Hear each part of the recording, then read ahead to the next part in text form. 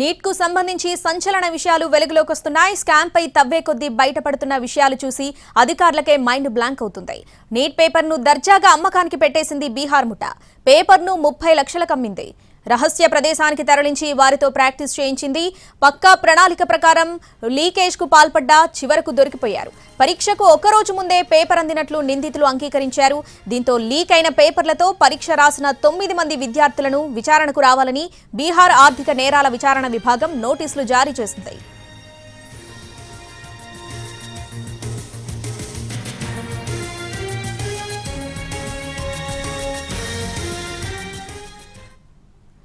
బీహార్ ప్రభుత్వంలో junior engineer గా పనిచేస్తున్న సికిందర్ కుమార్ ను ఇందుకు సూత్రధారిగా భావిస్తున్నారు.